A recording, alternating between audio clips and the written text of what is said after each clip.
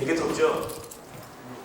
지금 더운데 탄소, 그래갖고 이산화탄소를 줄이자, 탄소 중립 이런 것들이 막 이제 우리 캠페인으로 나오죠. 그래서 자동차도 전기차 타는 게 또 좋고, 그리고 휘발유 발전소 다 없애고, 석탄 발전소는 안 되고, 그래서 태양광 발전소로 바꾸고, 그래서 탄소를 줄이려고 막 노력을 하는데 1920년대는 지금보다 탄소가 3분의 1 정도가 적었대요.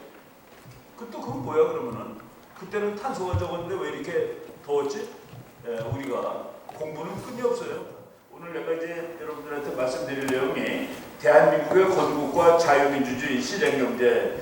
여러분들은 말이죠, 가난한 시절을 살아보질 않아서 몰라. 집에 차들 다 있죠. 집에 자동차들 없는 집이 없어.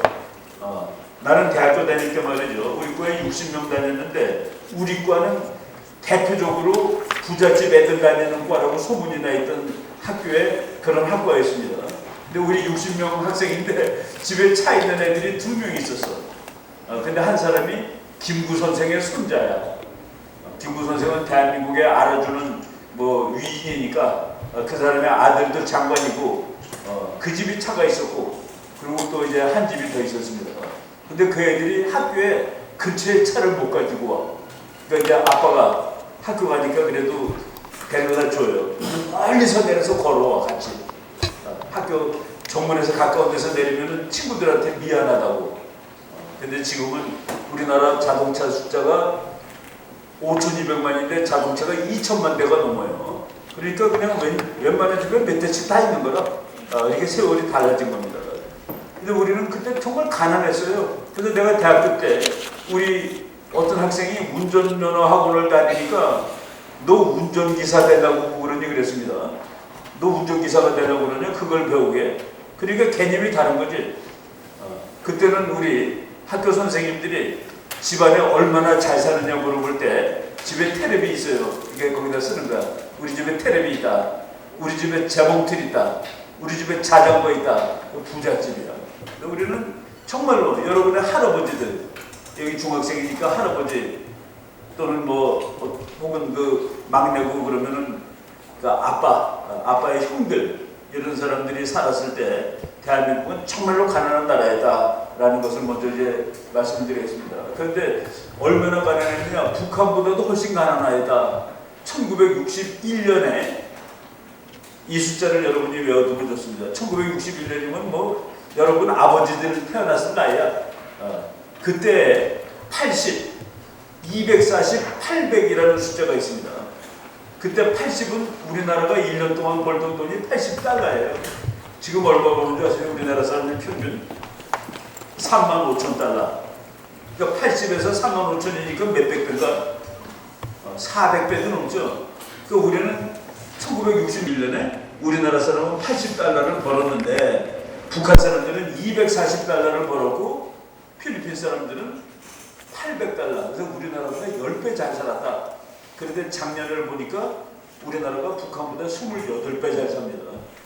북한이 우리보다 3배 잘 살던 나라인데 지금은 우리나라가 28배 잘 산다. 그리고 필리핀은 지금 우리가 이제 35,000불인데 그 나라는 한 5, 6,000불 돼요. 우리가 한 6, 7배 잘 삽니다.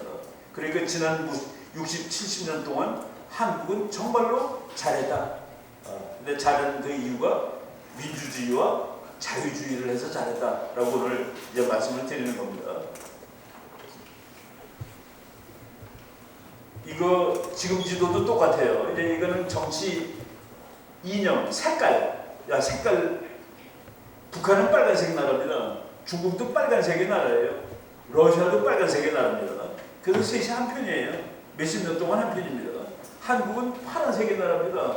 일본도 파란색으로 바뀌었어요. 이 자유국가들이 다 파란색이다. 영국, 미국은 파란색이고. 그런데 이 지도를 보면은 와, 이거는 곧 빨간색이 되겠구나. 밀고 내려오면 빨간색 되지 않겠어? 그래서 저거는 보면은 한국이 파란색을 유지한다는 게 너무나도 어려운 일이고 기적 같은 일이에요. 그래서 저 지도가 70년 동안 저 색깔, 저 모양을 유지했는데 학자들한테, 정치학 교수님들한테 저거 앞으로 이 나라 어떻게 될 것 같아요? 곧 빨갛게 되겠네 라고 얘기하는 것이 정답입니다. 그런데 70년 동안 빨갛게 안 되고 살아남았을 뿐만 아니라 여기는 어떤 나라보다 우리가 훨씬 더 잘 살고 있습니다. 우리가 이제 북한한테 전용당할 확률은 거의 없어요. 힘으로는. 그러니까 북한 사람들이 우리나라 사람 마음을 막 망가뜨려 놓은 거야. 북한도 괜찮은 나라야. 거기는 평등하게 살거든. 비록 거지지만 다 같이 평등해서 화가 나는 일이 없어. 너네들은 티코 타고 다니는데 네 친구는 벤츠 타니까 화나지? 우리한테 막 마음을 그래서 사상을 막 바꿔놓는 겁니다. 하나님 그거 믿으면 안 돼. 너네들 말이야 나라가 너네들을 막 착취하는데 죽으면 천당한다고 해서 너네들이 지금 정신을 못 차리고 있는 거야. 공산주의가 더 좋은 거야.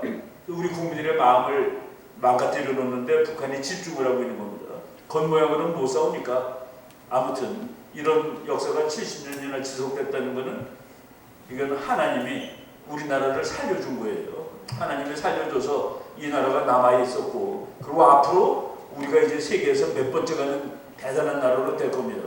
근데 바로 그 역사에 대해서 오늘 얘기를 해보겠습니다. 그래서 대한민국은 자유주의, 민주주의, 시장경제를 했고 하나님이 살려줬고 그리고 또 이걸 세속적으로 말하면 미국이라는 나라가 이거 건드리면 난 가만 안 있어. 얘는 약하지만 나는 힘이 세. 그렇게 건드리지 마. 그래갖고 또 몇십 년 동안 전쟁이 안 났기 때문에 또 앞으로는 이제 오늘 설명하겠지만 우리가 곧 이길 것 같아요. 이런 상황이 다가오고 있다라는 말씀을 드리겠습니다. 혹시 여러분 이 건물을 보신 적 있어요? 서울 가면은 서대문구에 독립문이라는 문이 있었는데 저 문을 1897년에 만든 문입니다. 그러니까 만든 지 한 127, 8년 된 거예요. 누구한테 독립하려고 저 문을 만들었을까? 서울대학 학생들도 잘 몰라요, 저거. 중국한테 독립하려고 만든 문이에요, 중국. 많은 사람들이 일본한테 독립하려고? 아니에요. 그때 일본이 오기 전이고 중국으로부터 독립하겠다고 이 문을 만들었는데 이제 여기가 그 중국 사람들이 여기서 이제 사신들이 와요. 그러면 요 문이 영은문입니다. 은혜를 환영하는 문. 중국이 우리한테 은혜를 주는 나라래. 그래서 중국의 사신들이 올 때마다 우리나라 왕이 여기까지 가가지고 아이고 중국 사신이 오셨습니까 하고서 환영하던 은혜를 환영하는 이런 게 어디서 그래서 이걸 없애버리고 여기다 앞에다 독립문 우리나라는 독립국이야 라는 문을 만들었죠. 근데 저거는 어떻게 저렇게 될 수가 있었느냐. 저거 만들기 2년 전에 일본이 중국하고 전쟁을 해서 이겼습니다. 그러고서 중국한테 한국은 너네 식민지가 아니야. 너네 부하가 아니야. 한국은 독립국이야 라고 해서 전쟁이 이기 때문에 조약을 맺는데 한국은 독립국이다라고 했는데 일본은 왜 한국을 독립국이라고 했을까? 지가 가져가려고. 중국한테 뺏어서 자기가 가져가려고. 중국한테 뺏었을 때가 독립국이에요. 그러고 나서 1910년에 다 가져가 버렸죠. 예, 따라 뺏겼습니다. 옛날에는 이런 문이었어요. 영은문, 은혜를 환영하는 문. 그런데 일본이 이걸 불태워 버렸다고 그러더라고. 그래서 이건 지금 가면 이건 그냥 남아 있어요. 고종이라는 정치가들이 잘해야 되는데 우리나라를 망친 정치가 중에 한 사람이 고종입니다. 조선의 마지막 왕인데 이 사람은 우리나라를 점령한 일본의 이등방문이라는 사람이에요. 이등방문이 한국을 외교권을 다 뺏어갔어요. 1905년에. 외교권은 뭐냐? 너네 나라는 독립국이 아니야. 너네 나라 외교는 내가 대신해. 내가 일본인데. 그러면서 나라의 반쪽을 뺏었는데 그때 이 사람이 세상 돌아가는 걸 모르고 이토 히로부미 경 당신의 수염이 절반은 까만색이고 절반은 흰색인데 절반이 흰색이 된 거는 일본을 위해서 고생을 하느라고 반이 흰색이 됐는데 나머지 반은 나를 위해서 도와주셔. 우리나라를 위해서 노력해 주셔. 정신이 없는 사람이죠.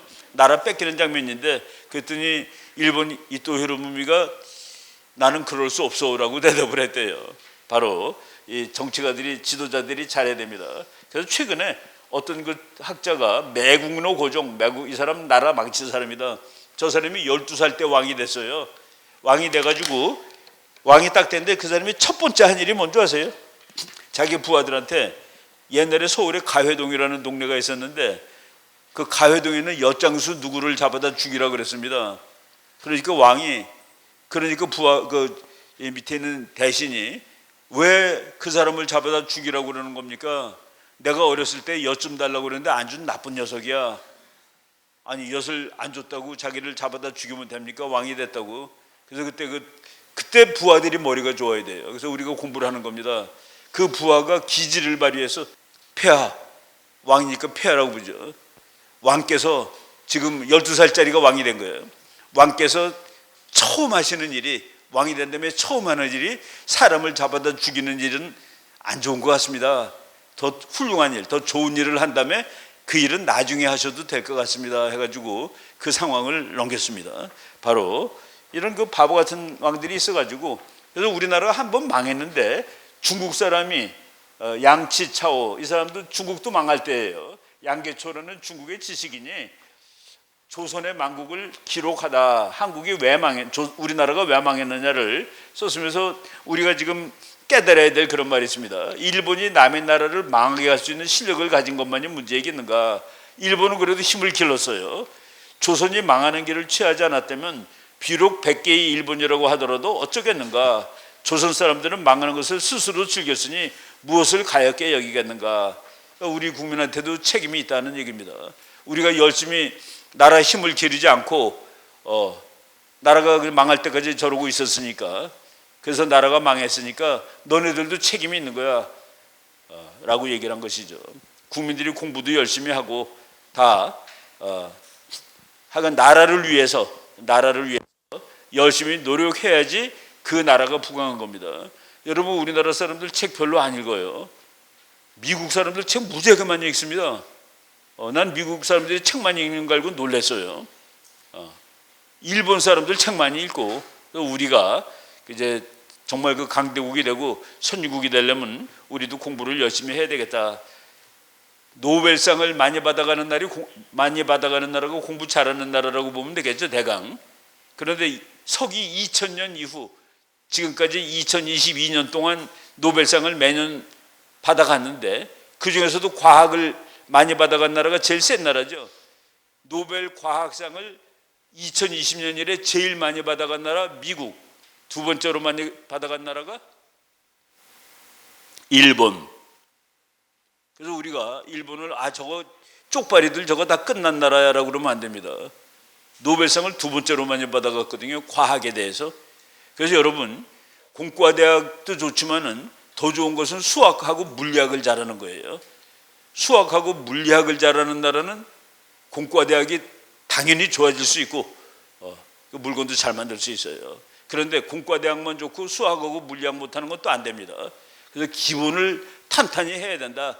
그래서 중고등학교 때 탄탄한 공부를 하는 겁니다. 여러분들이 대학 가면 이제 전공이 다 달라질 텐데 중고등학교를 탄탄히 하는 것이 나라로 치면 물리학하고 수학을 잘하는 나라가 되는 거죠. 일본이 힘이 셀 때는 일본이 이만큼이 일본 땅이었습니다. 그러니까 강대국이죠. 이렇게 큰 1942년에 일본이 이렇게 넓은 나라였다. 일본이 넓었다가 이렇게 다 쪼그라들었습니다. 쪼그라들었다가 이제 일본이 전쟁에 지고 우리나라가 해방이 되는데, 그때 여러분 혹시 이제 고등학교 3학년 학생쯤 되면은 카이로 선언이라는 거 혹시 알지 몰라요? 알죠? 카이로 선언 얘기 들어봤죠? 예. 우리 학교에서 배우는 거는 근데 너무 자세하게 가르치지 않습니다. 우리나라가 일본한테 나라를 뺏기고 그리고 한 30년 지난 다음에 미국하고 일본하고 전쟁을 하는 중이라, 근데 1943년에 이제 앞으로 일본이 전쟁에 질 것 같은데 전쟁이 지면은 한국을 어떻게 할 거냐라는 그런 국제회의가 있었어요. 그러니까 왜 이제 국제회의가 있었는데 그때 모였던 사람이 중국의 장개석, 이건 지금 대만입니다. 미국의 루즈벨트 대통령, 영국의 처칠 수상이 카이로에 모여서 회담을 했습니다.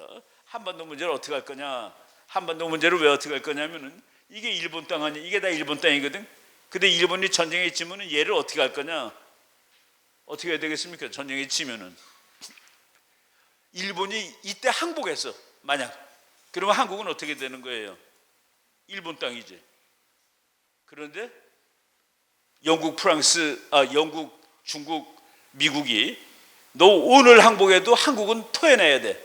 만주를 토해내야 돼. 너는 요거로 돌아가. 요거만 네 거야. 그리고 나머지 네가 뺏은 건 다 독립시켜야 돼. 라고 약속을 했던 회담이 카이로 회담입니다. 그런데 거기에 우리나라의, 그러니까 카이로 회담은 지구상에서 잊혀져 버렸던 한국 문제가 국제 정치의 이슈로 다시 나타났다. 그런데 여기 나온 말을 보면은 뭐 이거 영어, 여러분들이 영어 이 정도는 다 할 거예요. 맨 앞에 그 문장이 이렇게 나와요. 앞에 말한 The offer said to the great powers. 중국, 미국, 영국이라고 그랬죠. 이 3대 강국은 조선민중의 노예 상태에 유의하여 적당한 시기에 조선을 자유 독립시키기로 결의하였다. In due course, Korea shall become free and independent.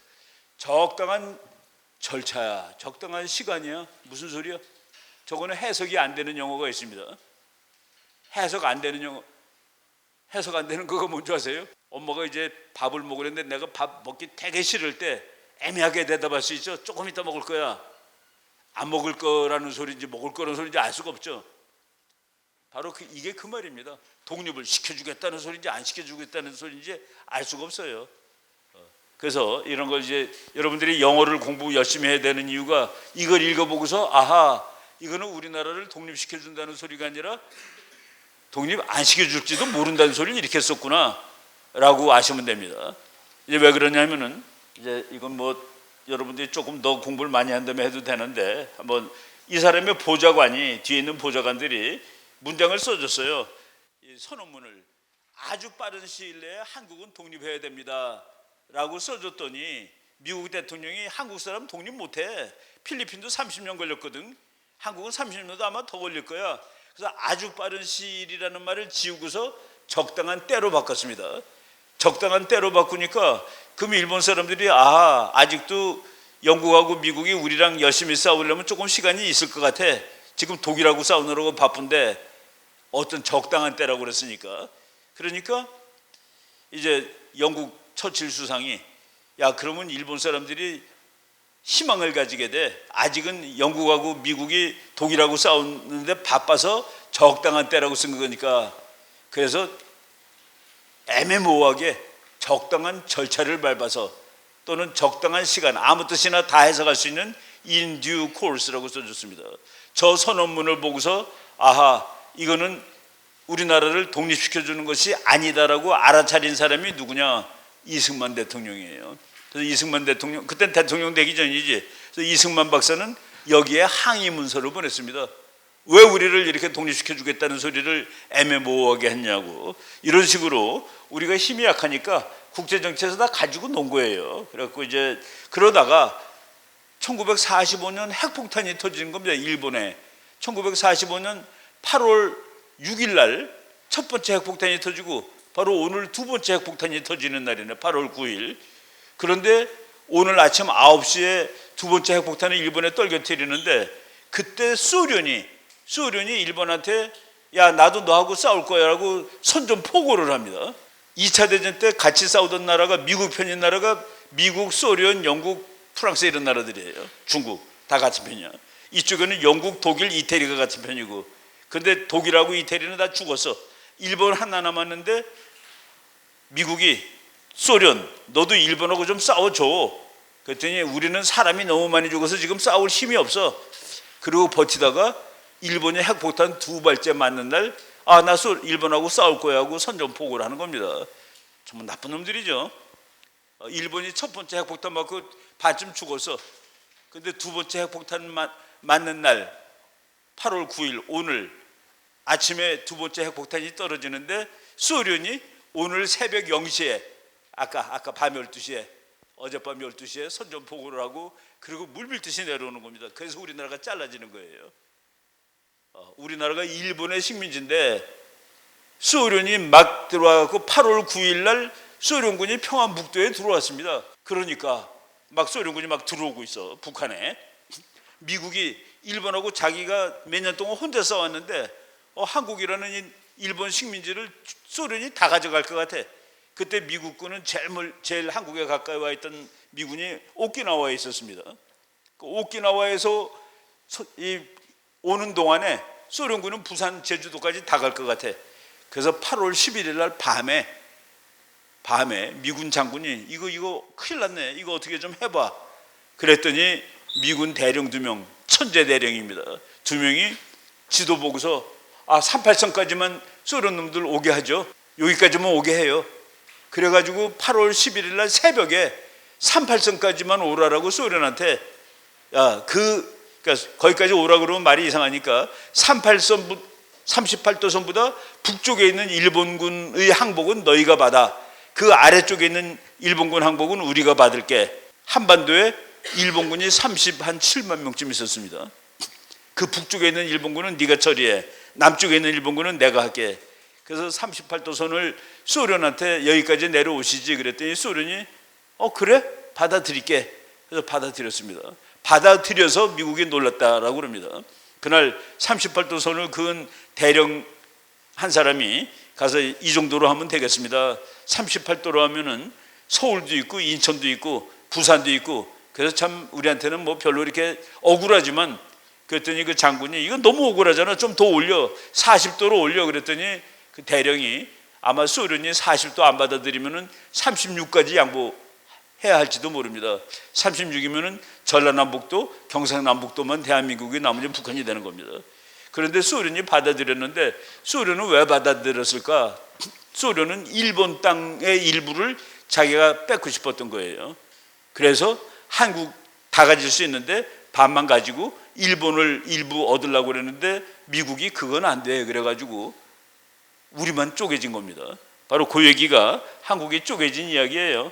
이제 핵폭탄으로 이제 뭐 이거 쭉 보시고 소련군이 막 와가지고 요 2사람이 대령입니다. 그때. 근데 이 사람은 나중에 미국 외무장관을 했고, 이 사람 같은 대령이었던 이 사람은 별 4달고서 우리나라의 사령관으로, 미군 사령관으로 왔다 간 사람들입니다. 아주 머리 좋은 수재들인데 이 사람들이 38선을, 그런데 저 사람들이 38선을 긋지를 않았으면 어떻게 됐을까? 우리는 북한이에요. 북한이 아니라 그냥 조선민주주의 인민공화국이지. 제주도까지 다 점령했을 것이 너무나도 확실하니까. 그래서 미국이 38도선을 그어서 대한민국이라도 남았다 라고 또 얘기할 수도 있는 겁니다. 역사가 끝난 다음에 보니까 이런 국경선이 세상에 어디 있습니까? 직선이, 그죠? 그냥 직선을 긋은 거예요. 그리고 저건 철조망도 없어. 많은 사람들이 미국이 이 나라를 분단시켰다 그랬는데, 미국은 그냥 천문학적으로 소련군은 여기까지 오세요, 우리는 그 밑에 가고 너네들은 그 위쪽을 가고. 그런데 거기다 철조망을 갖다 세운 거는 소련입니다. 전기도 끊고 길도 막고 북한 쪽에 있는 사람들 서울에 오는 거 못 오게 하고, 이런 걸 막은 사람들은 소련이다. 그래서 금을 그은 것은 미국이고 이 금을 완전히 분단한 것은 소련이다가 답인데, 여러분 학교에서 미국이 이 나라 잘랐습니다라고 가르쳐주면은 그거는 미국이 금을 그은 것까지는 사실인데 이 나라를 진짜 분단시키고 자른 것은 소련이다 라고 아셔야 됩니다. 그래서 이쪽은 소련이 점령을 했고 이쪽은 미국을 점령을 했고, 왜 점령을 했을까? 이게 일본 땅이니까, 그리고 일본은 적국이니까 그 적국을 점령한 것이죠. 그러다가 이제 세월이 지나가지고 뭐 남북한 이렇게, 이게 남한이고 이게 북한입니다. 나라가 여기는 48년에 생겼고, 우리 여기 목사님은 1948년 8월 15일을 건국절이라고 불러야 된다고 주장을 하십니다. 우리나라가 나라 생일이 없어요. 광복절은 있는데 대한민국이라는 나라가 생긴 우리 생일을 얘기를 안 해. 건국절이 생일입니다. 그래서 건국절이 8월 15일이에요. 그래서 1945년 8월 15일은 광복절이고 1948년 8월 15일은 건국절입니다. 그래서 금년 8월 15일이 되면은 해방 78년, 건국 75년이 되는 거죠.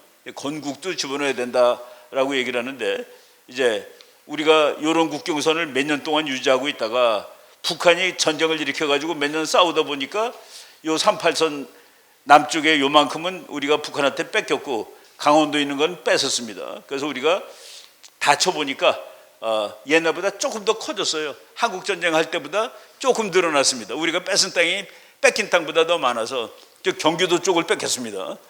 개성이 옛날에는 남한이었는데 지금 북한이 됐죠. 그리고 저쪽 강원도 가보면 고성, 속초 이게 다 북한이었는데 지금은 남한이 된 겁니다. 그래서 이제 이것은 그래도 국경선이 뭐 맞아요. 근데 이런 국경선은 엉터리다 이겁니다.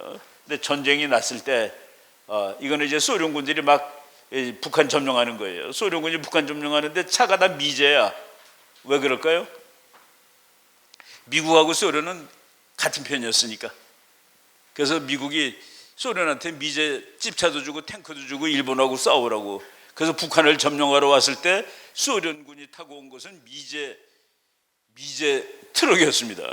GMC라는 트럭이야. 요새 여러분 GMC라는 거 차 보이죠? GM이라는 게 그 미국에서 제일 큰 자동차 회사인데 GMC, GM 컴퍼니 뭐 이런 뜻이죠. 그래서 소련군이 북한에 왔는데 북한 사람들 환영해요. 환영하지 왜? 일본군을 쫓아줬으니까. 우리는 또 미군이 여기 왔는데 미군도 환영합니다. 왜? 일본군을 쫓아줬으니까. 그런데 소련은 그때 김일성이라는 대위예요. 소련군 대위입니다.를 데리고 왔는데 그래서 환영식에서 이제 대회를 하는데 보니까 뒤에 태극기가 걸려 있더라. 근데 지금은 북한 사진에서 태극기는 다 지웠습니다. 태극기 없어요. 북한도 원래는 태극기다.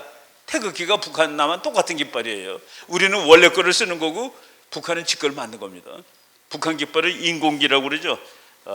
그런데 이게 소련군 별 둘이에요. 이 사람은 대위고 이 사람은 한국 사람인데 소령입니다. 이 사람이 더 높아.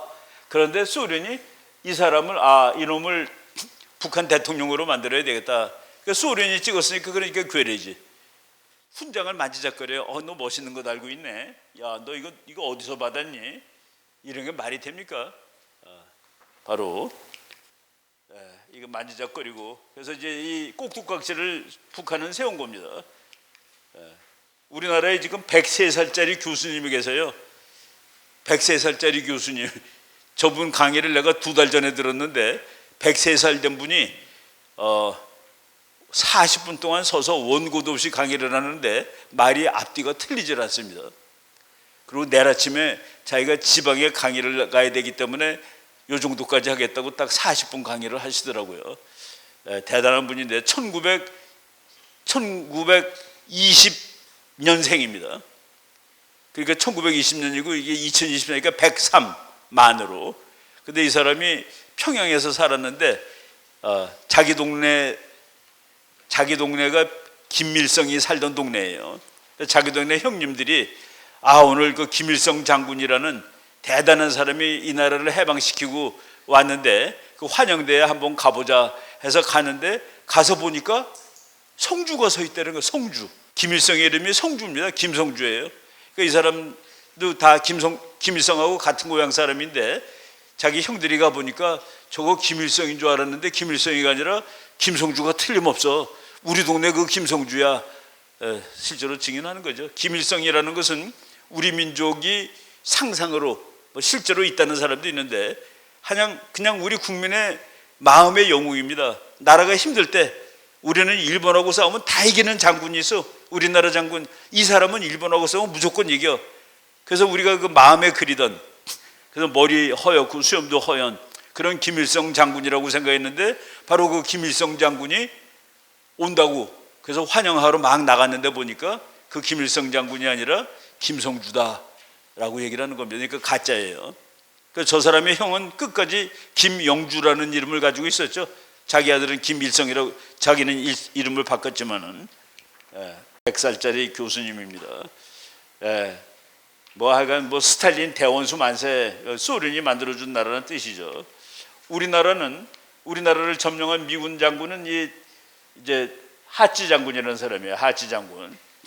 근데 이승만 박사는 이 하치 장군하고 어느 정도 했냐? 남한 대통령은 이승만, 북한은 김일성이었는데 김일성에는 훈장을 소련 장군이 막 이렇게 만지고 이거 멋있는 거 달았네 할 정도의 사람인데 한국 하나 이거 예를 들어 보겠습니다. 이 장군이 있는데 이승만 박사가 그랬어요. 장군, 당신은 한국의 독립을 도우러 온 것이요 방해하러 온 거요. 이 사람이 하는 게 마음에 안 든다 그죠.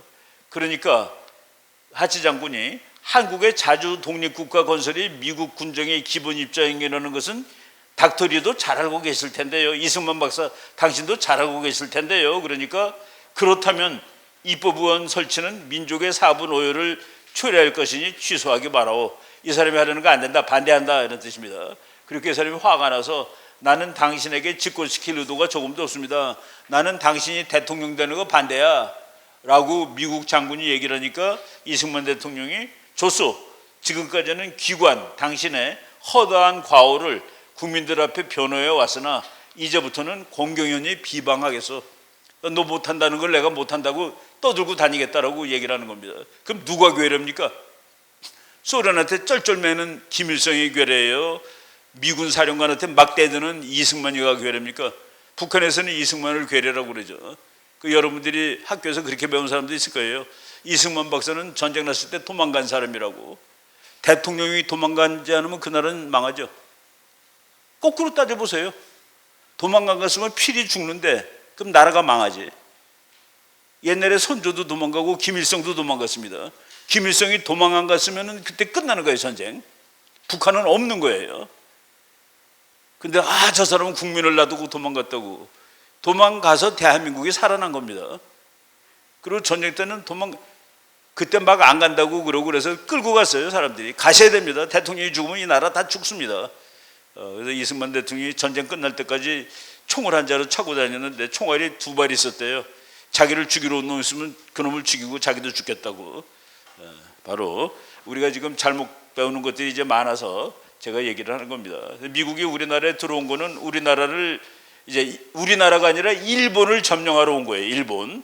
이게 일본 총독부죠. 일본을 점령하러 왔고, 그래서 일본 깃발을 내리고 미국 깃발을 올렸는데, 북한 녀석들이 지금 한국을 미제 강점기라고 씁니다. 미제 강점기.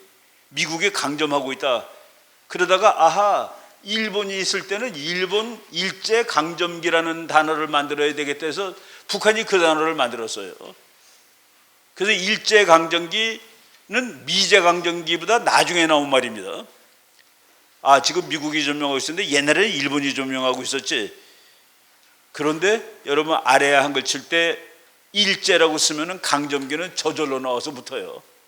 이렇게 이만큼 우리나라가 북한에 이제 물이 드는 겁니다. 일제 그러면 강점기는 저절로 붙어요. 저는 논문 쓸 때 일제라고 쓰면 강점기 나오면 지우고 시대라고 바꿨습니다. 왜? 그 강점기는 북한 말이니까. 황당한, 그렇게 우리가 알게 모르게. 그러니까 아주 정상적인 사람이 일제강점기 이거는 북한이 만든, 지금 미제강점기라는 말을 비유하기 위해서 만든 말이다. 우리가 이런 것들도 다. 이승만 박사는 뭐 외교만 하고 마음이 약한 사람이고 그렇지 않아요. 싸워라 나의 동포요, 나의 사랑하는 동포요. 1942년에 지금 우리나라가 하나 슬픈 거는 우리나라의 천재들이 1942년에 이제 일본 밑에 있을 때 천재들이 다 변절을 합니다. 우리나라 역사의 천재가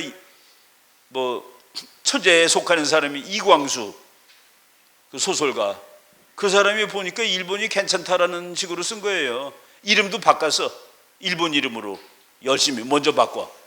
그리고 또 최남선이라는 그 우리나라 최초의 시를 쓴 사람이죠. 현대 최남선, 그 사람도 변절했어요.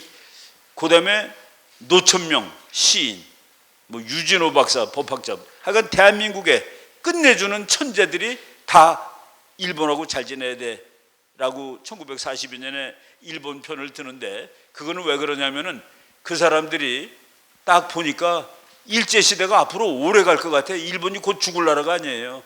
그러니까 그럴 바에는 우리가 그냥 대들기보다도 타협을 하고 우리 힘을 길러서 나중에 어느 시점이면은 나라를 되찾자는 그런 생각입니다.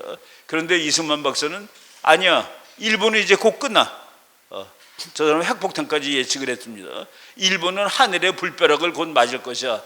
핵폭탄이 떨어질 거야 라는 얘기하면서 라디오 방송으로 조선 국민들은 싸워라, 지금 타협하지 말고, 이런 방송을 줄기차게 해댔던 사람이 이승만 박사입니다. 건국 대통령이 됐는데 이분은 이제 미국에서 정치학 박사를 받은 사람이에요. 이 사람이 맥어더 장군인데 아주 대단한 장군이죠. 미국의 역사에 1위등 가는 장군입니다. 이 사람은 바로 아까 말한 하지 장군, 대장.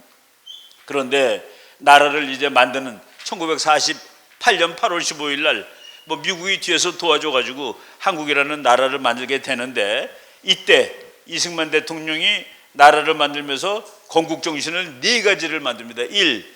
이 나라는 민주주의를 해야 돼. 민주주의가 뭡니까? 여러분들이 자유롭게 사는 게 민주주의예요.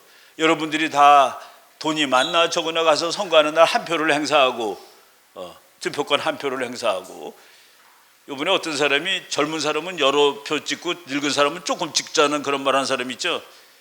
자기 딸이 중학생인데 중학생은 앞으로 살아갈 날이 많고 노인들은 죽을 날이 다가왔는데 표를 비례대로 하자. 그거는 왜 말이 안 되냐면은 노인들은 이 나라를 이제까지 만들어 왔던 사람들입니다. 그래서 그 사람들이 한 표를 만들 권리가 있어요.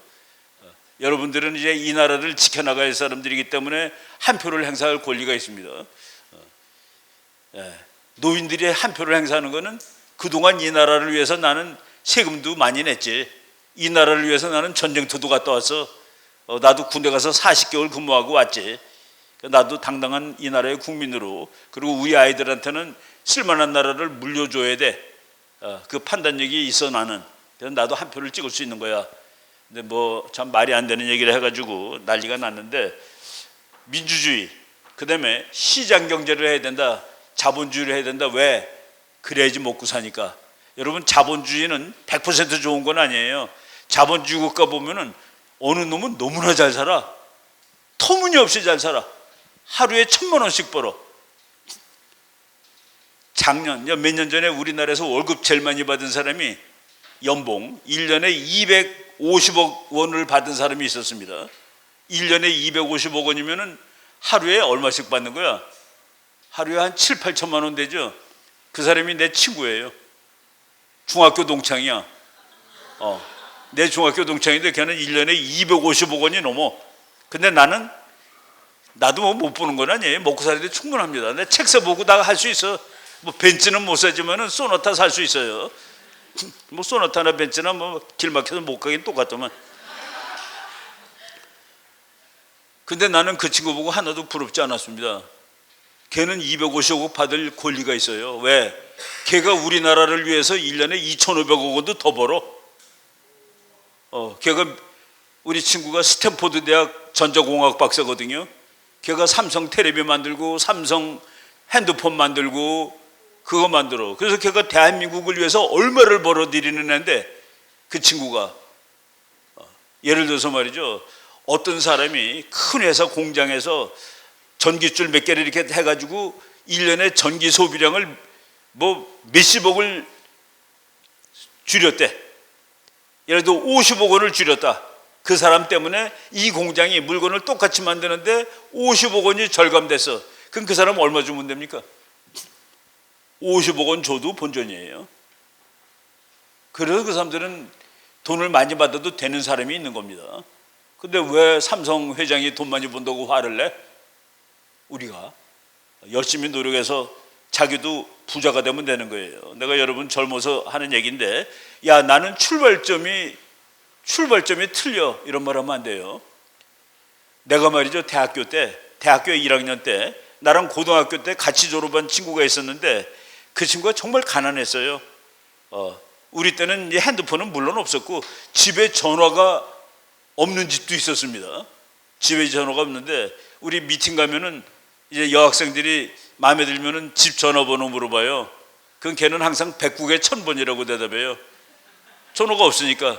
우리요 100국에 1000번이에요. 그러면 여자들이 받아줬고 100국에 1000번 전화 거는데 그런 번호가 없거든. 그렇게 가난한 친구였습니다. 회사 취재 갈 때도 옷이 없어갖고 내 거 빌려갖고 면접할 때 그렇게 가난했어요. 그런데 그 친구가 우리 동창 중에서 지금 제일 부자입니다. 제일 부자야. 그런데 어느 날 나보고, 이제 나는 뭐 정치학 공부해서 학자가 돼갖고 왔는데, 야, 그 학교 우리 교수 중에서 지금 어떤 사람이 잘 가르쳐? 무슨 과목 들으면 돼? 라고 물어보길래 내가, 왜 갑자기 너가 그 질문을 하니? 그랬더니 우리 아들이 거기 우리 과에 들어갔잖아. 그러니까 아버지가 졸업한 똑같은 과를 아들이 들어간 거예요. 그리고 나는 그 과의 교수들하고 친구고, 뭐 그 교수로 가진 않았지만은, 그러니까 무슨 과목을 들으면 좋냐고 나한테 물어보는 거라. 몇십 년 지났으니까 교수가 다 바뀌었으니까. 그래서 내가 첫 마디가 뭔지 아세요? 야, 너 임마 우리 학교에서 너 우리 과에서 제일 가난했잖냐. 네 아들은 제일 부잣집 아들이다. 네 아들은 우리 과에서 제일 부잣집 아들이다. 딱 30년 걸린 얘기입니다. 가장 가난했던 학생의 아들이 거기를 들어갔는데 걔는 가장 부자 아빠의 아들이 된 거야. 그러면 그 아이의 출발점은 어디로 잡아야 됩니까? 출발점 없어요. 자기가 잘하면 그때부터가 출발점입니다. 그때 우리들이 그냥 가난해가지고 우리가 열심히 살아가지고 부자가 돼서 우리 애들 잘하면 되지 뭐. 그게 이제 다 발전하는 거예요. 여러분들이 지금 우리 아빠가 조금 좀 더 부자였으면 내가 더 좋았을 텐데 그거 전부 그건 아닙니다. 자기가 할 수 있어요. 공산주의자하고 자유주의자하고 직접적인 차이가 뭔지 아세요? 공산주의자, 사회주의자는 자기의 문제가 자기 때문이라고 보질 않아. 내가 우리 아버지가 가난해서 내가 이 모양이야. 우리 집이 가난해서 내가 이 정도야.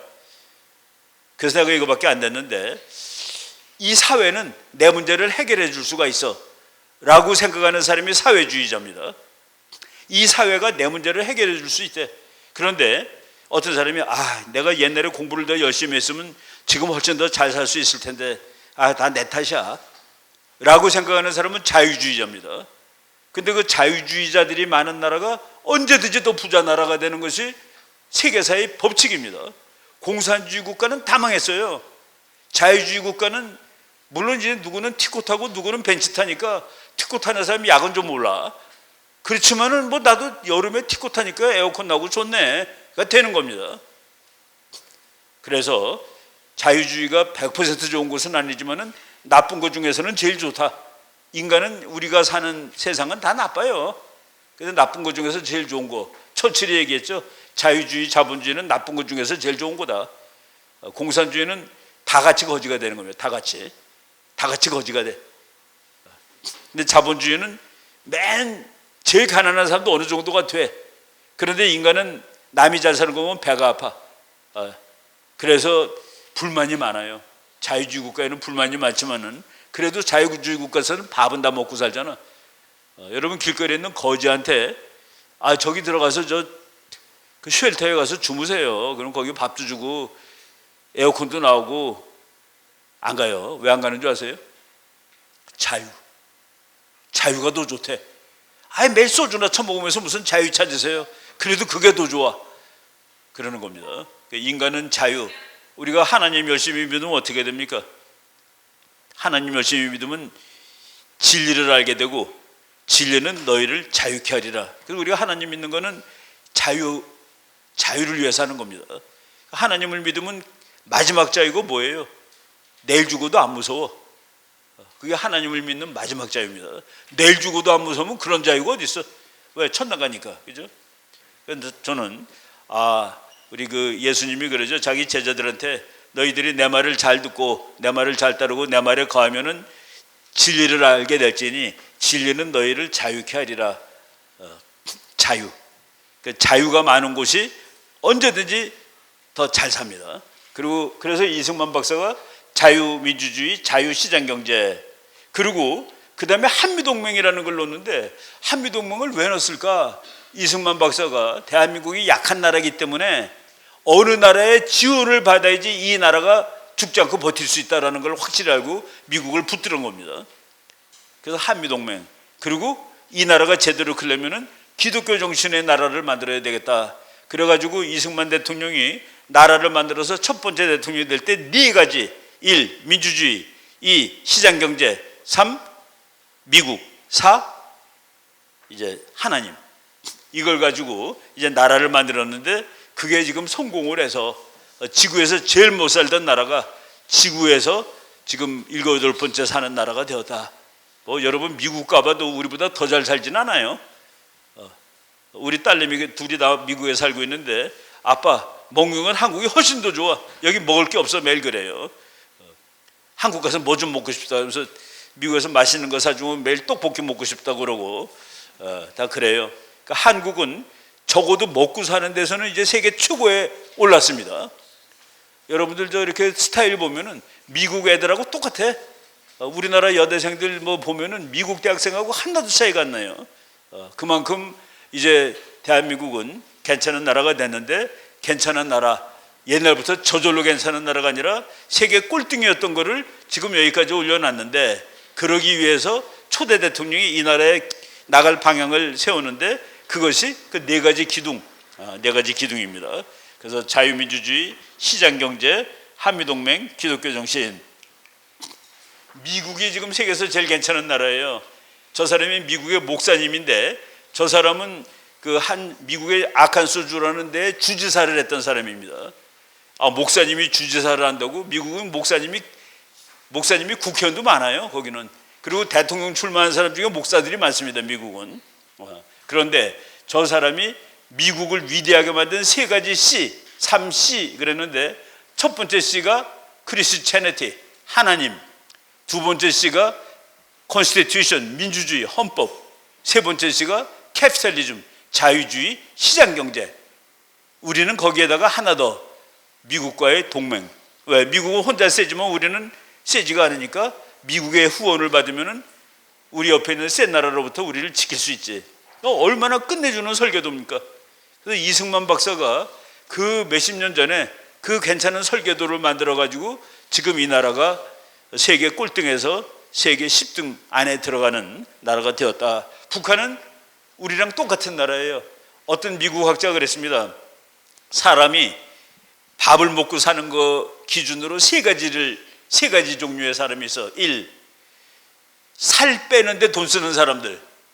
살 빼려고 돈 쓰는 사람들. 내가 이제 딸이 둘인데 걔네들하고 밥을 먹어본 지가 오래됐어요. 왜 오래됐냐면은 이것들이 중학교 간다면 밥 먹으러 가자면 안 가. 야, 아빠가 뷔페 사줄게. 아빠 살 빼야 돼. 그래서 중학교 이상 된다면 애들 데리고 식당에 같이 간 적이 없어요. 엄마랑 둘이 가서 먹어. 지금 이제 얘네들이 나이가 들었으니까 미국 가면은 아빠 맛있는 거 사줄게 그러고 데리고 갑니다. 요만할 때, 여러분만 할 때 식당 못 데리고 다녔어요. 살 빼려고 돈 쓰는 인간들이 사는 나라. 그게 이제 미국 하버드 대학교 교수가 말한 첫 번째 부류의 인간이야. 살 빼려고 돈 쓰는 나라. 칼로리 따지면서 밥 먹는 나라. 먹을 거 있는데 밤에 배가 되게 고픈데 아이고 그냥 자야지 하는 나라. 그런 나라가 첫 번째. 두 번째 부류. 야, 그럴 여유가 어디냐. 나는 살기 위해서 먹을 뿐이야. 나는 반찬이 좋고 나쁘고 무조건 많으면 돼. 많으면 돼. 세 번째 나라. 다음번 밥이 올지 안 올지 모르는 나라. 다음번 식사가 올지 안 올지 모르는 나라. 하버드 대학의 데이비드 렌즈라는 교수가 이렇게 세 가지로 했는데 대한민국은 분명히 1그룹이야. 그렇죠. 여기서 지금 벌써 칼로리 따지고 밥 먹는 사람들이 있어요. 대한민국은 1그룹에 속합니다. 북한은 3그룹이에요. 다음번 밥이 올지 안 올지 몰라. 그러면 왜 그렇게 됐을까? 택한 제도가 잘못돼서 그렇습니다.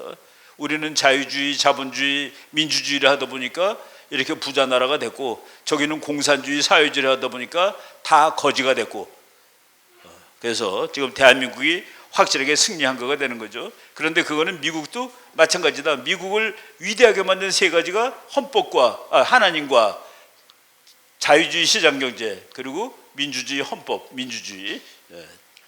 이 세 개가 제일 좋은. 그런데 이번에 그 이승만 박사가 이 나라를 잘 만들었고 그리고 박정희 대통령이 나는 대학교 다닐 때 박정희가 너무나도 싫었습니다. 박정희가 죽은 날에 내가 육군 대위였는데 그날 너무 기분 좋아서 우리 장교들이 떡 해먹고 막걸리 사다 먹으면서 너무 그날 파티 벌렸어요. 야, 저놈이 드디어 죽었다. 저 독재자가 죽었다. 그래서 그 장송곡이 텔레비에서 나오니까 텔레비 딱 꺼버리고 우리 그 교관 중에 내가 삼사관학교 교관을 했었는데 바로 그날 박정희 죽은 날 그때 서울대학교 물리학과 나오고 물리학 가르치는 교관인데 음악을 좋아해서 집에 저축이 좋은 거가 있어서 오늘같이 기쁜 날은 이런 노래를 틀어야 돼 해가지고 핸델의 왕궁의 불꽃 노래를 틀어놓고 우리가 파티를 벌였었습니다. 내가 10년 전에 박정희 이승만에 관한 책을 쓰면서 그날 박정희 대통령이 돌아가신 날 나의 철없던 행동을 사죄한다라고 내가 책에다 일부러 썼습니다. 그거 안 쓰고서는 내가 안 될 것 같아요. 그날 우리는 잘 알지도 못하면서 박정희 대통령이나 이승만 대통령이 독재를 했는데 그 사람들은 이렇게 가야지 나라가 많은데 국민들이 말을 안 들어요. 그래서 독재를 한 겁니다. 국민들이 말을 안 들어서.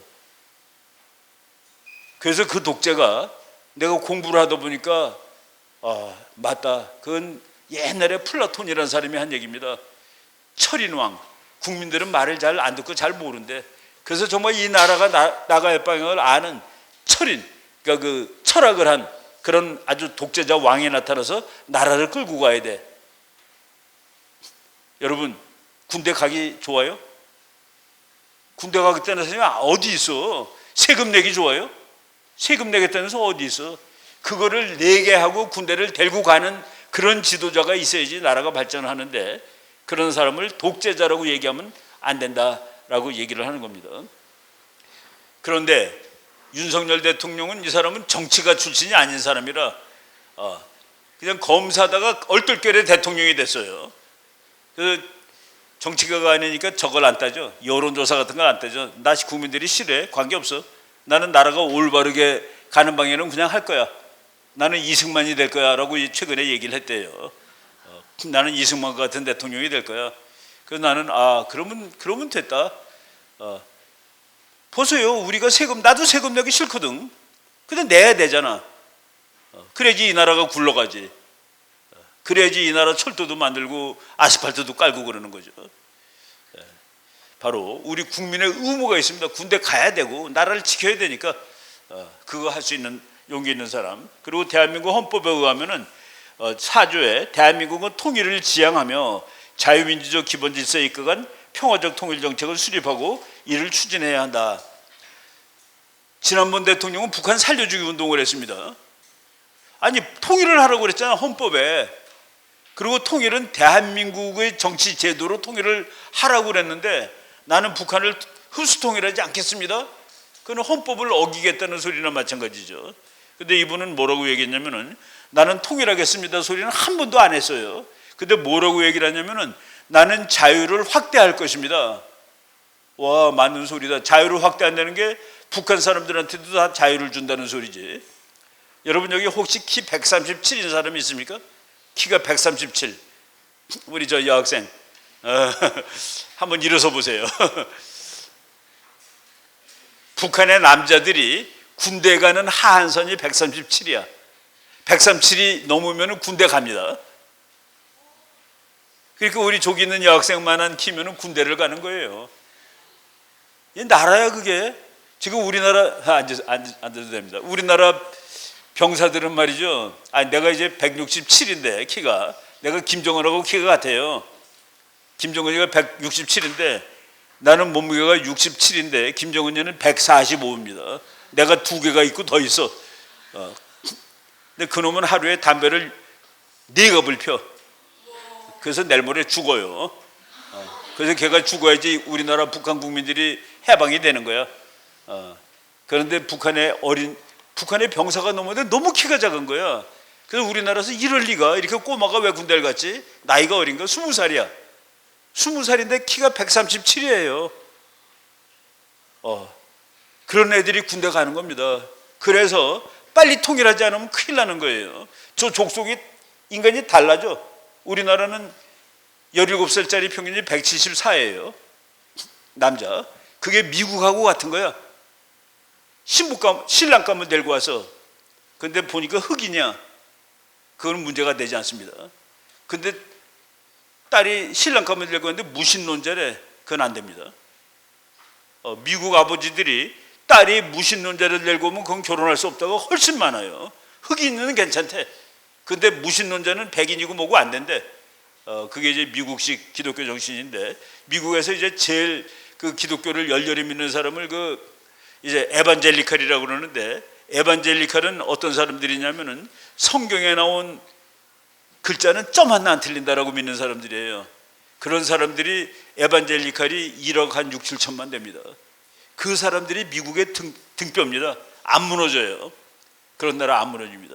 내가 이제 우리 딸 집에 최근에 갔다 왔는데, 인구 10만짜리 도시예요. 인구 10만짜리 도시에 반센드 노블이라는 큰 서점이 하나 있었는데, 거기에서 기독교에 관련 책만 꽂아놓은 요 서가 길이가 내가 하도 많아서 쉬어봤습니다. 107m야.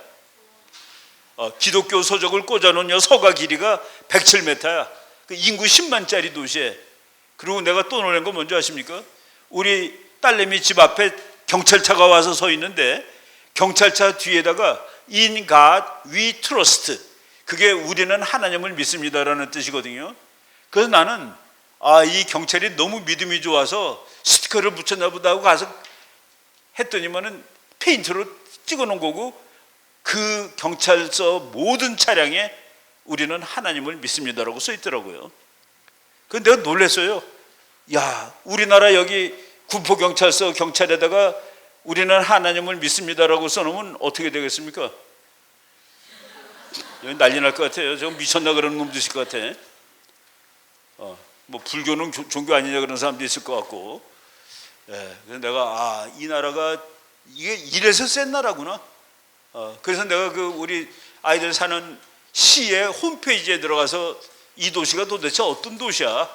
우리는 하나님을 믿습니다를 경찰차에다가 다 그냥 페인트로 다 칠해놓은 나라가 어떤 나라야 하고 어떤 도시야 하고 봤더니 그 도시의 홈페이지에 이 도시는 여러 세대의 사람들이 모여서, 여러 세대니까 여러분처럼 중학생도 있고 나처럼 이제 늙은 교수도 있어요. 여러 세대의 사람들이 모여서 일하고 기도하고 공부하고 노는 곳입니다. 이렇게 써 있어. 이 도시는 여러 세대의 사람들이 모여서 일하고 work, worship, 기도하고, 그리고 study and play, 놀기도 하고 공부도 하고 그리고 기도하고. 그래서 내가 가서 이번에 이 바닥이 튼튼하구나 라는 생각을 했었습니다. 이승만 박사가 그 바닥을 만들었죠. 그리고 이제 이번에 몇십 년 만에 윤석열 대통령이 나와서 이 나라를 나라답게 만드는 겁니다. 여러분, 나라와 민족이라는 말이 있죠. 국가와 민족. 국가와 민족은 같은 듯 하면서 다른 말입니다. 같은 듯 다른 말인데 우리 대한민국은 국가예요. 그런데 한미동맹이라는 끝내주는 안전장치가 있는데 그거는 국가를 위해서, 한미동맹이 있어서 대한민국이라는 국가가 존재하는 겁니다. 그런데 우리나라 대통령 중에 한 분이 우리는 아무리 한미동맹이 소중해도 민족보다는 못하죠 라는 얘기를 하는 걸 듣고 깜짝 놀랐는데, 옛날에 김명삼 대통령이라는 사람이 이렇게 얘기했습니다. 한미동맹은 민족을 위해서 만든 것이 아니에요. 이 국가를 위해서, 그리고 이 국가가 성공하면 그 국가 속에 담겨있는 민족도 좋은 겁니다. 우리나라 사람들, 중국 사람들 여기 와는 사람을 조선족이라고 그러죠. 우리나라는 민족이 더 세기 때문에 그 사람들을 조선족이라고 얘기를 합니다. 미국식으로 얘기한다면 한국계 중국인입니다. 중국인이라고 안 그러고 조선족이라고 그러는 거. 바로 우리가 민족이 약해요. 근데 북한은 국가가 셉니다. 그래서 우리가 국가가 북한보다 약하기 때문에 북한보다 58배나 돈이 더 많은데 대등한 거예요, 지금. 근데 이분은 우리나라 국가를 강화시키고 있는 겁니다. 이 대한민국이라는 국가가 국제사회에서 살아남고 씩씩하게 살아가려면 강해져야 돼. 그러려면 미국의 힘도 더 필요하고 일본하고도 잘 지내는 게 더 중요해. 구사력도 중요하고 바로 국가를 강화시키고 있다. 그래서 처음으로 이분이 유엔 가서 한국을 유일합법정부로 승인했습니다. 당신네들이 지난번 몇 명 안 해서, 왜? 북한이 화낼까봐. 그런데 이분은 우리나라가 유일하게 진짜 합법적인 나라다라고 얘기를 하고, 그리고 또 뭐라고 얘기했냐면은 당신네들이 우리나라를 살려줬으니까 우리가 당신네들 사는데 기여하겠다. 지금 전쟁하는데 힘든데 우리가 가서 도와줄 거야.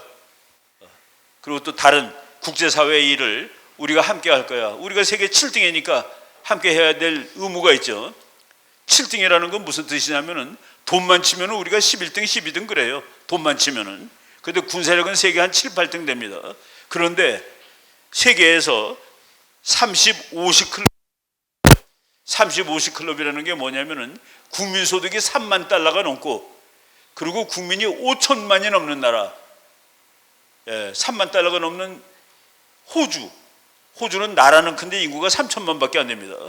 캐나다 나라는 큰데 인구가 3천만 밖에 안 돼요. 우리나라는 땅은 적지만 인구가 5천만이야. 그래서 3만 불인데 인구가 5천만이 넘는 나라는 세계 7나라밖에 없어요.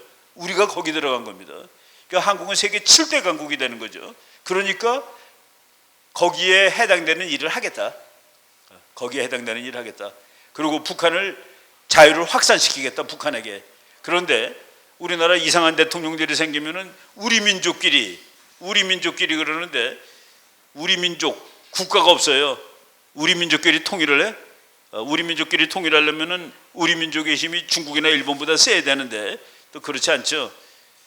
근데 윤석열 대통령은 자유세계의 힘을 합쳐서 자유통일을 할 거야. 이게 정착적으로 올바른 그런 방향을 선택을 한 거다라고 말씀을 드릴 수 있습니다. 우리나라 분단의 기원은 스탈린이라는 것이 최근에 또 어떤 교수가 찾아냈어요. 전부 다 이승만 박사 때문에 우리나라가 분단되었다. 그래서 왜 그 근거가 뭐냐? 이승만 대통령이 정읍에 가서 남한이라도 정부를 만들어야 됩니다라고 얘기했는데 그 말하기 무려 1년 반 전에 소련에서 북한에라도 빨리 정부를 만들라라는 지령문이 나왔는데 그거를 어떤 교수가 찾아낸 겁니다. 그 지령문을. 그래서 이제 공부는 그래서 여러분 역사책은 말이죠. 새 책을 읽어야 됩니다. 옛날 책 읽으면 안 돼요. 100년 전 사건을 공부하려고 옛날 책 읽으면 안 됩니다.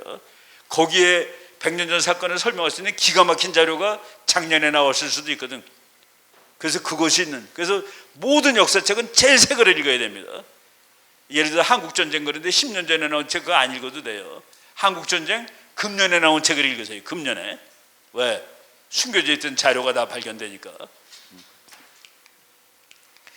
우리나라 생길 때 기도하는 장면 볼까요? 이승만 대통령이 대통령 되기 전이야. 국회의원 선거가 끝나가지고 국회를 만들었습니다. 그런데 너무 고마운 거야. 이 나라가 언제 국회가 있었습니까? 5천년 만에 처음으로 국회를 만든 거예요. 옛날에는 다 왕들이 다 했지. 근데 이제 민간인들이 나라를 만들어가지고 그래서 국회의원들이 모였는데 너무 감사해서 이승만 대통령은 사회를 보는데 왜 사회를 봤냐? 나이가 제일 많아서. 아, 오늘 기쁜 날인데 여기 혹시 목사님 안 계십니까? 우리가 이렇게 모여서 국회를 만든 거가 다 하나님 뜻 아니겠습니까? 하고서 보니까 목사님 한 분이 종로구에서 당선된 사람이 있었습니다. 이윤용 목사님 나와서 이제 기도하시라고. 그래서 그 사람이 나와서 기도를 했습니다. 기도를 했는데 우리나라 일기장, 나라도 일기장이 있죠. 여러분 다 일기장 있을 거야. 대한민국의 일기장의 1페이지가 바로 이윤용 목사님의 기도문입니다. 그러니까 우리나라 공문서, 우리나라의 공식 다큐멘트 첫 번째가 기도문. 기도문으로 나라가 시작된 나라가 세계에 몇 나라 있습니까? 이스라엘, 미국, 한국밖에 없을 거예요. 아마 옛날 영국, 몇백 년 전 영국이 그랬겠죠. 영국, 프랑스. 유럽 나라들은 전부 다 깃발에 십자가 다 있죠. 덴마크도 십자가, 스위스도 십자가, 노르웨이, 스웨덴 전부 십자가입니다. 그러니까 그만큼 기독교가 인간 문명의 기초를 이뤘기 때문에 그런 거예요. 그리고 어느 나라가 잘 사느냐, 그 나라가 잘 사는 이유는 뭐냐 그러면 반드시 기독교가 들어갑니다. 기독교 믿는 나라가 다 잘 살아요. 그런 나라가 대부분 또 민주주의도 하고 그 다 반공이고 우리가 그런 이념을 오늘 이제 공부를 하는 것이죠. 여기 좀 제가 이 자료 만들었으니까 그 기도문이 여기 나와 있습니다. 여러분 한번 다 한번 나중에 읽어보세요. 대한민국 독립민주국회 제1차 회의 이윤용 목사님. 그래서 이거는 완전히 짜고 한 것도 아니에요. 그냥 얼떨결에 나가서 이 나라가 생기게 된 것을 이제 이 기도를 한 것이죠. 그래서 지금은 이 건물이 없어졌지만은 여기에서 대한민국 건국을 했고 우리나라는 이제 메가더 장군이라는 아주 참 미국의 괜찮은 이 사람도 아주 하나님의 사람입니다. 메가더 장군이 미국 육군사관학교가 지금 미국에서 제일 오래된 학교죠. 그리고 진짜 공부 잘해 갑니다. 거기는 공부만 잘하는 게 아니라 운동도 잘해야 되고 그리고 미국 육군사관학교 가려면은 우리나라로 치면 도지사 정도가 추천을 해줘야 돼요. 그래서 들어가기가 제일 어려운 학교로 치는데 육군사관학교가 몇백 년 동안 졸업했잖아. 근데 이제 그 천재들이 막 1등으로 졸업하죠. 근데 그 1등이 맥이 있지. 근데 전체를 누가 1등이냐를 미국 사람들이 학자들이 계산했는데 1등이 로버트 E. 리라는 사람이 1등이에요. 그 사람은 남군 총사령관이야. 남군 총사령관인데 그 사람이 미국 육사 전체 1등으로 치고 전체 2등. 몇백 년 전체 2등을 메가더로 칩니다. 아니, 대단한 사람이에요. 그래서 이 메가더 장군이 뭐 대한민국 구해줬는데 6.25 때 메가더 장군은 딱 보고서 무조건 이겨야 돼. 무조건 반복과 수단을. 그러니까 이승만 대통령이 이 사람한테 우리나라 국군을 다 맡기기면은 이기겠구나 해서 한국군을 메가더 장군한테 당신이 다 지휘하라고 맡기죠. 그래서 그 메가더 장군은 대한민국의 용맹한 국군을 내가 지휘하게 된 것은 영광입니다. 이 전쟁을 반드시 승리로 이끌어 드리겠습니다. 메가더하고 이승만은 딱딱 죽이 맞는, 또 메가더 장군은 이승만을 대단히 존경을 했습니다. 이런 사람들 때문에 우리나라가 다 생겼죠. 한국전쟁 때 우리나라를 구해주는 과정도 너무나도 기독교적이라 이 트루만 대통령은 20세기 미국 대통령 중에서 유일하게 대학을 안 나온 사람입니다. 유일하게 대학을 안 나온 사람인데 근데 공부를 너무 많이 해갖고 어떤 대학 나온 사람보다도 더 훌륭한 대통령이 됐어요. 그런데 저 사람이 한국전쟁 나는 날 우리나라로는 6월 25일 일요일 아침이고 미국 시간으로는 6월 24일 토요일 밤이었습니다. 토요일 밤에 자기 고향집에 가서 책을 읽고 있는데 외무장관이 각하 큰일 났습니다. 전쟁 났어요. 이거 빨리 와서 막아야 됩니다. 라고 전화를 했을 때 이 사람이 그 밤 한 9시쯤 됐는데 내가 워싱턴으로 다시 돌아가겠다고 그랬습니다. 그러니까 장관이 지금 비도 오시는데 비행기가 다시 뜨고 그러면 미국 국민들이 놀랄 테니까 오늘 주무세요. 내가 내일 아침에 다시 연락을 드리겠습니다. 그리고 내가 지금 가지고 있는 정보는 아직도 불확실하니까 내일 아침에 연락을 드릴게요. 대통령이 뭐라고 그러면서 전화를 끊은 줄 아십니까? 내가 자고 있다고 생각하지 말고 아무 때나 특별한 일이 있으면 전화를 걸어주세요. 그러고 그 다음날 아침에까지 전화는 안 왔는데 아침에 다시 워싱턴으로 오면서 장관한테 트루먼 대통령이 그랬대요. 저 개자식들을 막아야 합니다. 저 개자식들을 막아야 합니다. 그러고 온 거야. 근데 나중에 전쟁을 한 2달을 했어요. 8월 달이 됐는데 미군이 몇십만 명이 와 있었습니다. 미국 기자가 트루먼 대통령한테 그거 별로 중요하지 않다고 해서 나 포기하고 나왔던 나라인데 거기 미군이 다 철수했거든요. 49년 6월에. 그 포기했던 나라를 전쟁 났다고 이렇게 몇십만 명이 가서 도와주는 건 뭐예요? 그랬더니 트루먼 대통령이 말없이 손가락으로 하늘을 가리킵니다. 나는 그 장면을 보고 미국 대통령은 전부 자기의 모든 결정을 하나님의 결정으로 치는구나. 트루먼 대통령이 한 말이 있어요. 나는 모든 결정을 하나님과 상의한다라고 말을 한 적은 있긴 있습니다. 하나님과 결정하는구나 라고 알고 있었는데 정말로 하나님과 결정하게 한 거는 빌리 그레엄 목사가 보낸 편지입니다.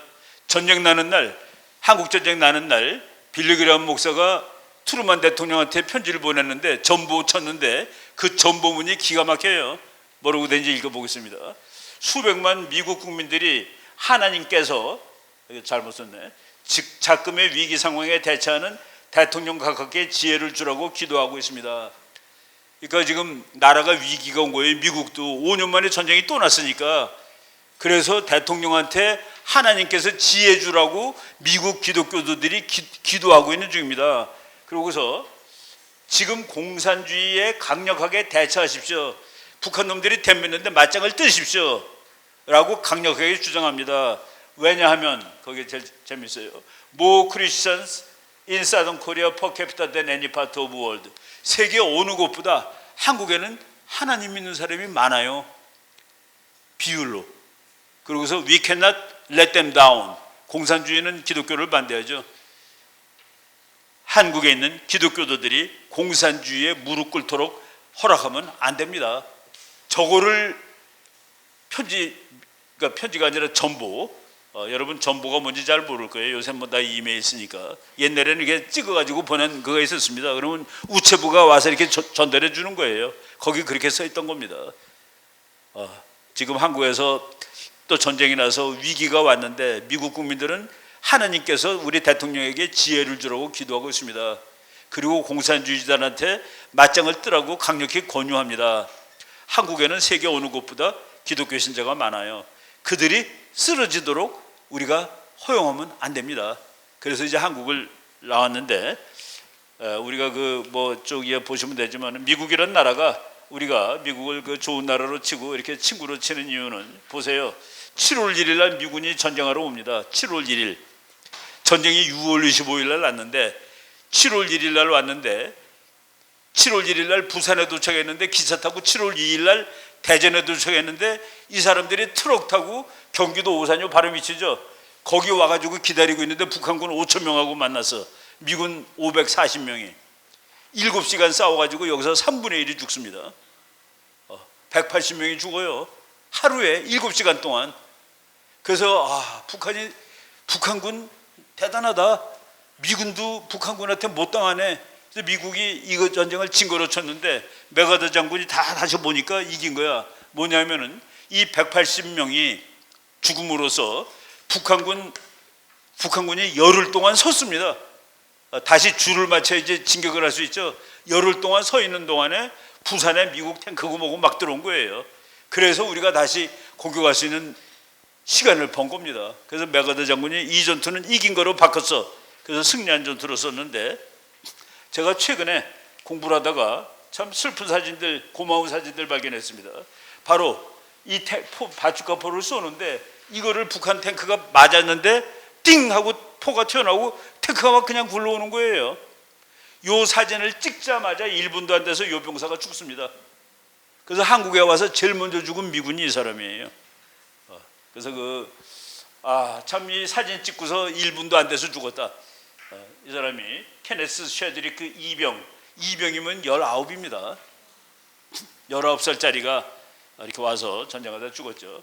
그리고 그 다음에 이제 우리가 저 친구들이 막아서 인천 상륙작전을 하게 됐는데 인천 상륙작전 할 때 제일 먼저 뛰어 올라가는 이 사람은 소위야. 소위 죽어서 중위가 되는 겁니다. 소위가 제일 먼저 뛰어 올라가는데 그래도 전쟁지로 가려고 사진을 찍어서 근데 올라가자마자 죽었습니다. 그래서 저 사람을 이번에 윤석열 대통령이 찾아가서 저 사람의 가족들한테 태극무궁 훈장이라는 훈장을 줬어요. 태극무궁 훈장은 죽어야 받는 훈장이라는 그런 훈장입니다. 그래서 저 사람들이 그렇게 고마워하고 우리는 미국 때문에 이 나라를 구했는데 그 감사함을 지금 이렇게 잘 살게 돼가지고 가서 이제 표현을 한 것이죠. 애국이라는 게 뭡니까? 참 이렇게 나라를 위해서 이건 소련 사람들이에요. 나라를 위해서 근무했던 사람들이 나이 많아진다며 여러분들이 다 애국자가 돼야 됩니다. 우크라이나 병사가 울고 있어요. 나의 조국이 이렇게 침략을 당하다니. 병사가 자기 친구가 죽은 미군 병사가 울고 있는 사진입니다. 이거는 중국군인데 자기 친구가 죽었나 봐요. 울고 있어. 전부 다 어느 나라 사람들이든지 자기 나라를 사랑을 하는 것이죠. 미국의 여자들이 전부 군대 갔어요. 이라크 전쟁에 갔는데 그런데 미국의 그 좌파들이 왜 그런 나쁜 전쟁에 갔느냐. 그런데 요 셋째 딸이 죽었어요. 바라 말이지 이런 엉터리 전쟁을 하다 보니까 저는 슬픈 일이 일어나지. 그랬더니 저 아빠가 우리 딸의 죽음을 모욕하지 마라 하면서 딸이 마지막으로 보낸 편지를 읽어줬는데 아빠 내가 이라크에 와 있어서 이라크 여자들은 이제 길거리를 활보하게 되었어요. 이라크는 여자들은 길도 못 나가던 나라입니다. 얼굴 눈만 가리고 다녀야 되는 눈만 빼고 다 가려야 되는 나라고. 근데 자기가 와서 이라크에 자유를 주었다. 근데 왜 그 전쟁을 모욕하느냐라고 아빠가 나와서 편지 읽었습니다. 이 사람은 말이죠 1년에 100만 달러를 받던 미식축구 선수예요. 그런데 나라가 전쟁 났다고 군대 갔어. 그래서 이라크에 가 있었습니다. 그러니까 이 축구 회사가 야 애국자 고마워. 이제 너 오면은 1년에 연봉을 600만 달러로 올려줄 거야. 72억 원으로 올려줄 거야 1년에. 그런데 죽었어요. 죽었는데 저 친구가 그 아리조나 주립대학의 미식축구 선수였습니다. 미국이 인간을 국가를 위해서 희생한 사람을 대하는 방식입니다. 얘 이름을 이제 영원히 여기 그 후보댐이라는 댐에 고속도로가 없었는데 다리를 하나 새로 놨습니다. 요번에 다리 놓은 지 10년도 안 돼요. 이 친구 죽고서 얼마 안 됐을 때 요 다리 이름을 패틸만 브리지라고 붙였습니다. 그래서 이제 이 친구 이름은 영원히 낳는 거예요. 또 볼까요? 미국 현충일 날 젊은 여인이 참 이것도 충격적인 사진입니다. 그래서 나중에 맨 처음에 이 사진이 가짜라고 그랬어요. 어떻게 이럴 수가 있느냐고. 근데 지나가던 사람이 너무 장면이 애티돼서 찍었다. 진짜 사진으로. 이 여인은 자기 남편이 죽은 거야. 그렇지만은 나라를 비난하지 않아요. 왜? 나라를 위해서 죽었고 국가가 나를 책임져 줄 거니까. 그래서 그 국가에 대한 그게 없습니다. 이것도 참 슬픈 얘기인데, 임신한 여인입니다. 자기 남편이 해병대 쏘인데 죽었어. 그래가지고 교회에서 마지막 날을 이제 그러니까 장례식을 했어, 교회에서. 그리고 내일은 갖다 묻는 거야, 내일 아침에. 그런데 저 여인이 자기 남편 이름을 부르면서 내가 오늘 그 이랑 하룻밤 더 있으면 안 되겠냐. 그러니까 미국에서 그런 적이 한 번도 없은 거라. 그냥 교회에서 장례식하고 내일 갖다 묻으면 되는데 같이 있겠다고 그러니까 해병대가 침대를 깔아준 겁니다. 이렇게 침대 깔아주니까 누워가지고 노트북 컴퓨터를 켜고 음악을 켰는데 우리 남편이 좋아하던 노래예요. 그래서 음악을 틀었습니다. 그랬더니 미국 해병대가 내가 우리들이 보초를 밤새도록 세워드릴까요? 그랬더니 그러면 우리 남편이 좋아할 거라고. 그래서 보초가 밤새도록 서 있는 겁니다. 그리고 이 여인은 피곤해서 노래를 듣다가 잠이 들었는데 그 사진을 찍어가지고 이것이 이해에 미국에서 가장 유명한 사진, 퓰리처상을 받은 사진이 된 겁니다. 모든 미국인이 울었죠, 저 사진 보고. 나라를 위해서 가서 전쟁하다가 그 애를 낳습니다. 아빠는 죽었지만은 그 애를 기르겠다고 그래서 이제 낳죠. 이런 것들이 다 애국입니다.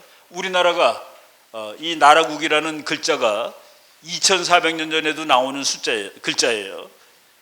요거는 땅 위에 조그만 네모가 사람이야. 요게 창이야, 창.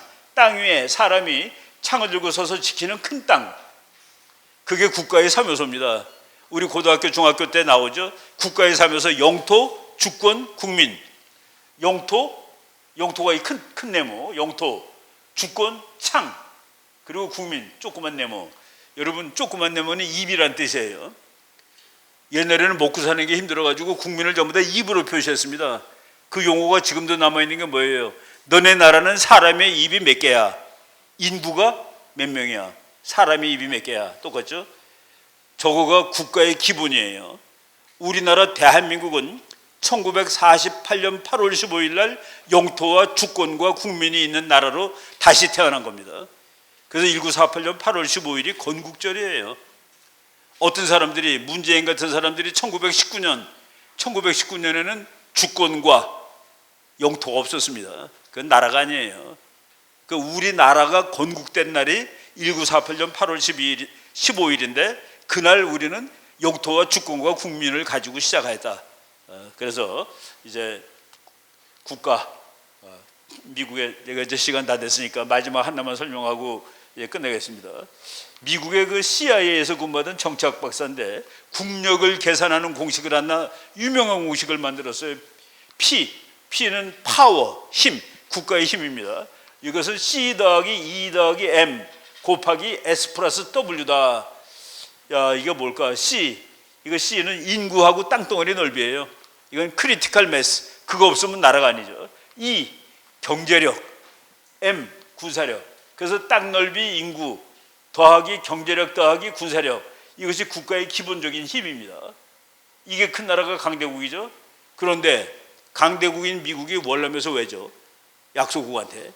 그거를 설명하려고 저 교수가 공식을 만드는데 곱하기 S 플러스 S는 전략, 지도자들이 얼마나 똑똑한가, 이 나라를 끌어갈 수 있는 실력을 가지고 있는가, 스트래티지, 전략, 더하기 윌은 의지죠, 의지. 국민들이 얼마나 나라를 사랑하고 올바른 이데올로기를 가지고 있고 나라를 위해서 하려는 의지. 그러니까 전략과 의지는 눈에 안 보여요. 근데 전략과 의지는 0일 수가 있지. 나 전략이 없어, 빵점이야. 내가 왜 나라를 위해서 내가 싸워? 내가 왜 군대를 가야 돼? 나 그런 거 안 해. 0이죠. 그래서 곱하기 0은 뭡니까? 0이지. 그래서 미국처럼 무지막강한 나라더라도 의지와 전략이 없으면 국력이 0이다라는 얘기입니다. 우리 여러분들이 S와 W를 구성하는 세력이에요. 여러분들이 공부 열심히 하면 그 나라의 전략과 의지가 좋아지는 겁니다. 저걸 이 사람이 각 나라마다 점수를 매기는데 이스라엘이 S 플러스 W가 이스라엘이 1등이야.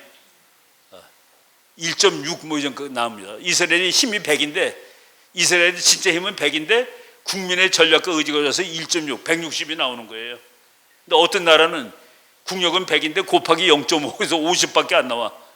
뭐 이런 식으로 아주 특이한 국력 계산법을 만들었는데, 여러분들이 이제 뭐 청소년이지만은 아까 내가 그랬죠, 티네이저, 애들 중에서 제일 어른이야. 그리고 이제 20살 되면은 20가 되죠. 19까지 다음에 그때는 이제 그냥 어른 노릇을 해야 됩니다. 지금 이제 부모님들한테 막 어리광 물어도 되는 마지막 시즌을 보람있게 보내야 됩니다. 그리고 내가 아까 얘기했죠, 우리 친구 얘기했죠, 대학교 다닐 때 그 녀석이 제일 가난했는데 그 녀석의 아들이 바로 아빠랑 똑같은 과를 입학했는데 딱 30년 후에, 근데 그 아들은 가장 부자 아빠를 가지고 있었다. 그래서 자유주의 국가가 좋은 거예요. 자유주의 국가에서는 그게 되거든.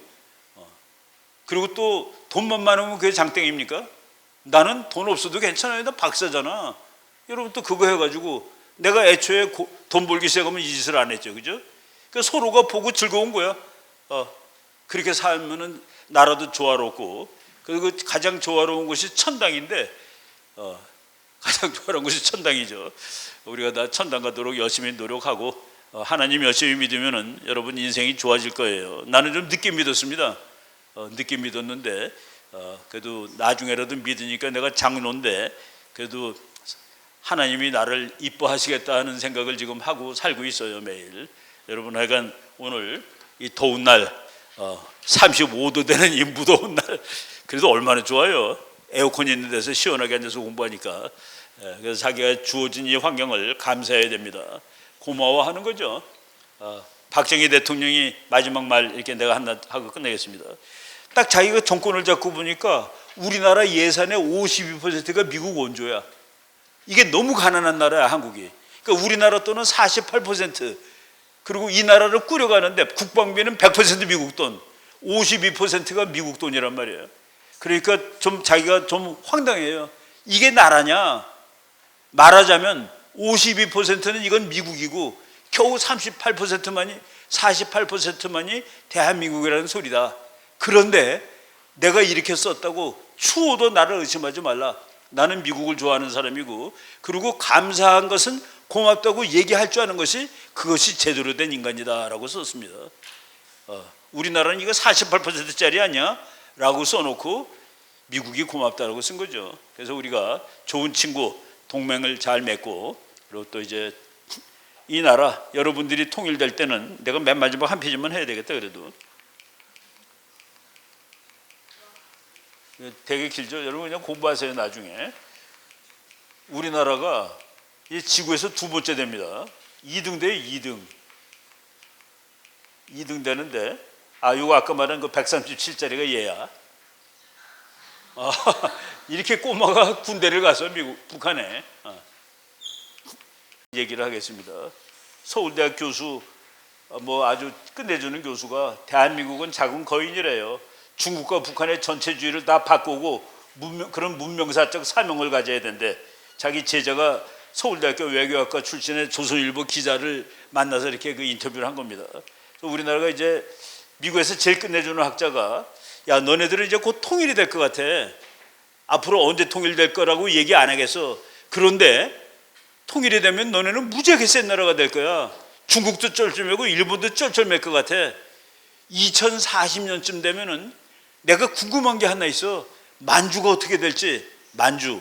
그래서 만주는 아마도 대한민국 아래 들어가 있을 것 같아. 그래서 2040년이 자기가 92살이 되는 해인데 그때 서울 와서 내 예언이 맞았는지 확인할 거야 라고 말한 미국 최고의 국제정치학자입니다. 2040년에 여러분 겨우 30살이나 되나? 그때 대한민국은 세계 2등짜리 나라가 되는데, 이게요, 세계 2등. 그런데 보통 1등하고 2등은 매일 싸워, 티격태격. 그런데 우리나라가 세계 2등 되는 날 미국하고 싸울 일이 별로 없을 것 같아. 아주 그러면 아름다운 세상이 되는 겁니다. 세계에서 제일 힘센 두 나라가 사이가 좋다. 그럼 지구 전체가 평화롭게 되는 거예요. 여러분들이 이런 시대의 주역이 되시기를 바라겠습니다. 네, 나 강의 여기까지 할게요. 네, 감사합니다. 네.